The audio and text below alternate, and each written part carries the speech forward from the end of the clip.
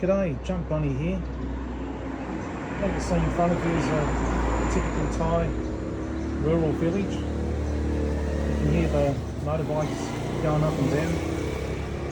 There's trucks. It's basically one road through the village, which I think's called a rural road. Then they have soys going off into the mountains around us. I was having a conversation with one of the neighbours last night through my wife, who translated. I found her story very interesting, and I was reflecting if I would feel the same way. She's worked in Bangkok for 40 years, and about 3 years ago, this is a common occurrence. The elderly parents pass away, and she worked in Bangkok for 40 years. She's come back to the village, demolished the old wooden house in conjunction with her sister and her brother. There's 4 siblings. Built a new structure, concrete, tile, etc.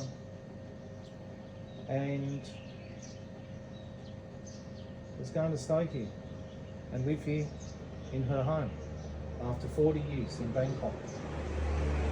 So I was curious, and I managed to glean quite a lot of information about village economics. I said to her, would she ever go to Bangkok or anywhere else for that matter for a holiday? She said, absolutely not. She feels very sabai. Those were the exact words or the exact phrase that she used. Here she is sabai, not in Bangkok. After 40 years, she has a pension from her job. I asked her, because there is a city, it's not close by any means. I asked her, does she feel the need to go to the nearest big city to do a bit of shopping? Absolutely not. What I find most remarkable about this village existence, this village life, they're more or less self-sufficient. People grow, there's a local market down the end of the road. That's on Saturday, but there's also early mornings. People grow vegetables in their backyards. Micro gardening, I suppose you call it. They take it to the market. They charge typically 20 baht a bag. I went down to the Saturday market last Saturday. I bought a pineapple, it was 20 baht a kilo. There's 1.5 kilo pineapple, so she undercharged us actually. She charged 25 baht, not 30 baht. It's actually really delicious, super sweet. People are growing, I see it, corn, tomatoes, cucumbers, mushrooms, all down here. There's 2 local shops. There's no 7-Eleven here, which I'll get to in a minute. You can get soap powder, toiletries, drinks, beer, whatever you need. What you can't easily get is meat. A lot of the diet here is, and I think it's due to the expense. A lot of the diet here is more or less vegan in nature. There's no dairy, soy milk, so they will sell freshly made soy milk in plastic bags. It's hot. I've had it. It's delicious. Extremely sweet. I'm not sure why. And I continued to ask Peng. I've struggled to get that P and B sound. Peng. I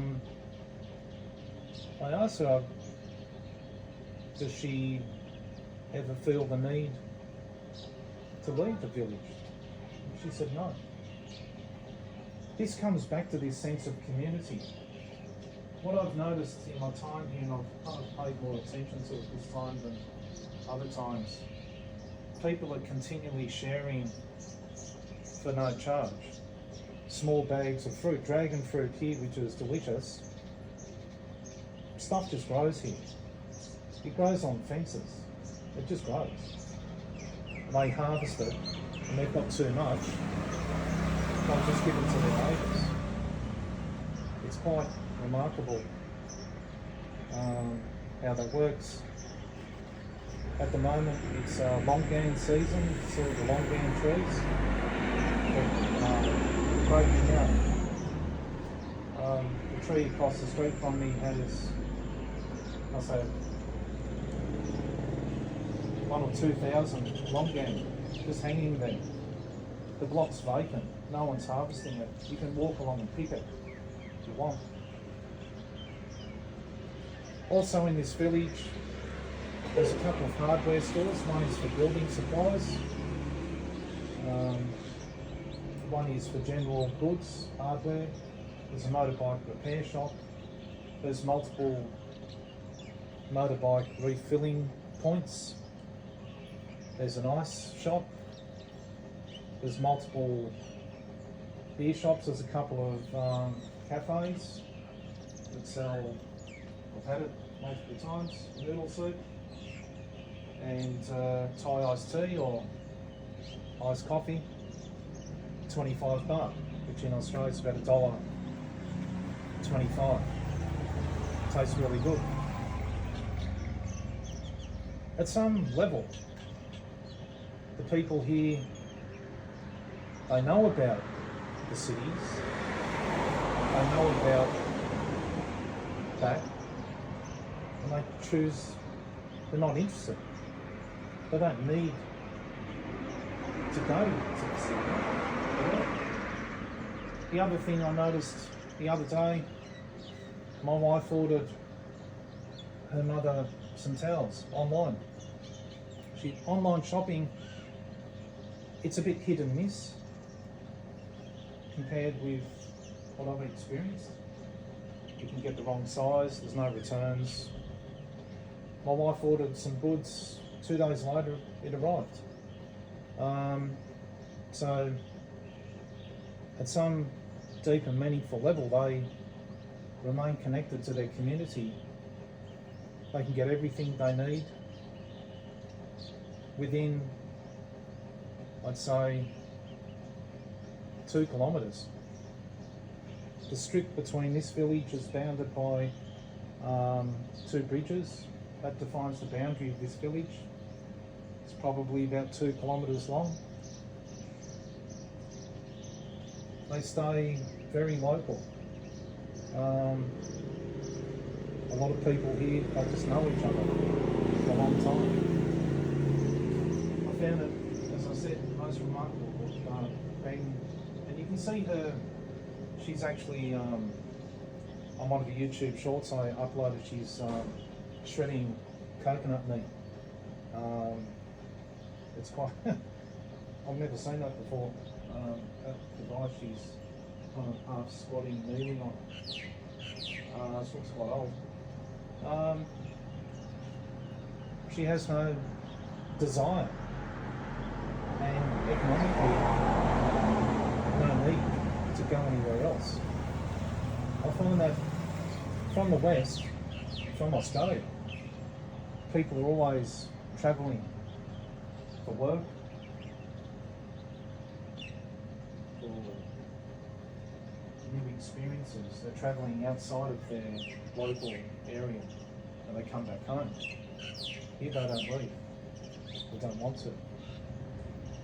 They have very deep roots. Anyway, I hope you found that interesting.